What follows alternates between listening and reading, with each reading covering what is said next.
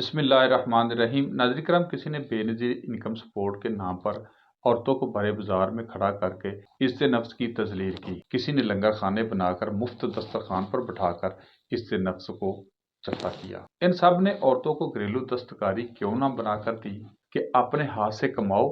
بے روزگار افراد کے لیے روزگار فراہم کرنے کے مواقع کیوں نہ پیدا کیے کہ بھائیو مفت نہ کھاؤ بلکہ کما کر کھاؤ، کیونکہ الکاسب حبیب اللہ، محنت کرنے والا اللہ کا دوست ہے۔ ابھی میں اس سوچ وچار میں گم سم تھا تو بزرگوں کی ایک نصیحت یاد آ گئی۔ بزرگ فرماتے ہیں 1978 میں 9ویں کلاس میں پڑھتے تھے۔ اس وقت سکول یونیفارم میں اونٹ کے رنگ کی شلوار قمیض اور سفید جوتے ہوتے تھے۔ ہیڈ ماسٹر صاحب یونیفارم کے معاملے میں بہت سخت تھے، اس لیے تمام طلباء یونیفارم پہن کر سکول آتے تھے سوائے ایک دو جو غریب تھے۔ ایک دن صبح اسمبلی کے دوران میٹرک کے طالب علم بے مل بغیر یونیفارم کے اسمبلی کی قطار میں کھڑا تھا۔ جیسے ہی ہیڈ ماسٹر صاحب کی نظر پڑی، وہ بہت غصے میں بے مل کو کالر سے پکڑ کر باہر لے کر آئے۔ ہیڈ ماسٹر صاحب کا غصہ دیکھتے ہوئے بے مل زور زور سے کہنے لگا، سائیں میری بات سنیں، سائیں میری بات سنیں، میرا باپ باسو مل غریب آدمی ہے، وہ مجھے کہاں سے یونیفارم اور جوتے خرید کر دے۔ آپ مجھے مارے نہیں، میں کل سے سکول نہیں آؤں گا۔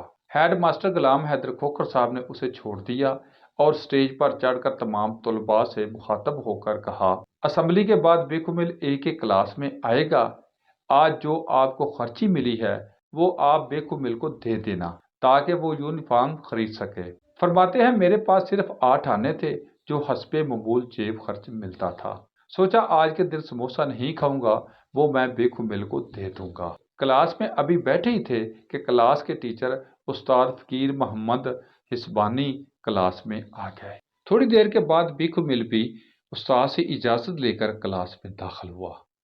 اس کے ہاتھ میں ایک ایک روپے کے چند نوٹ اور کچھ سکے تھے جو شاید اس نے اپنی کلاس سے جمع کیے تھے۔ استاد فقیر محمد حیات حسبانی بہت غصے میں تھے۔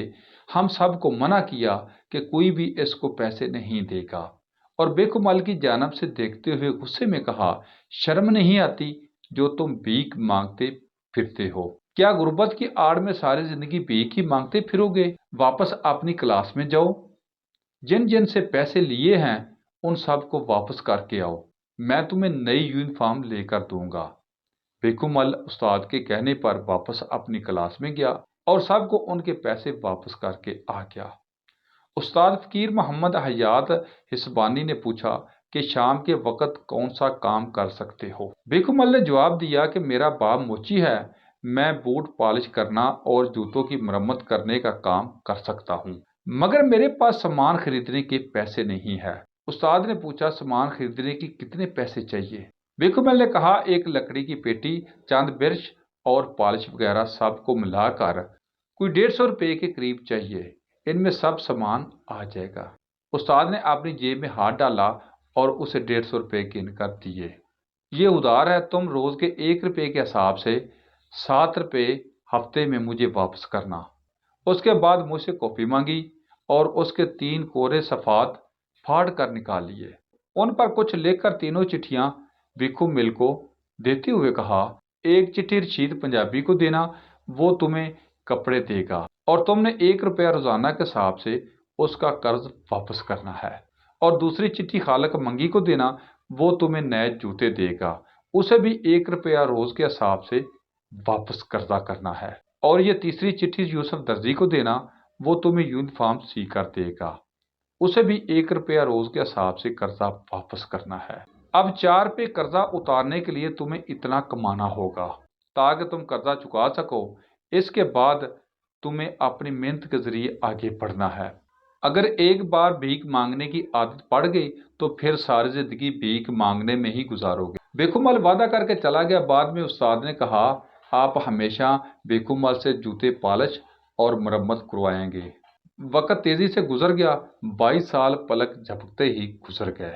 1999 میں ہائی سکول کرونڈی میں 10ویں کلاس کے طالب علموں کی الوداعی پارٹی تھی۔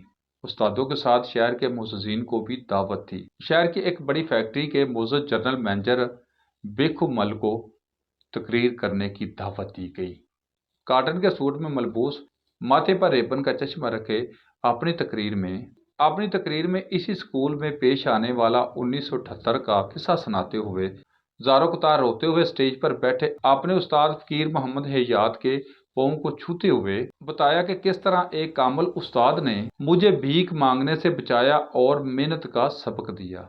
आजकल मदद के नाम पर जो भीख बांटी जा रही है, इसमें हम मुस्तकबिल के भिखारी पैदा किए जा रहे हैं। इसकी तस्हीह के लिए भी किसी उस्ताद फकीर मोहम्मद हयात सुबानी जैसा कलंदर दरकार है।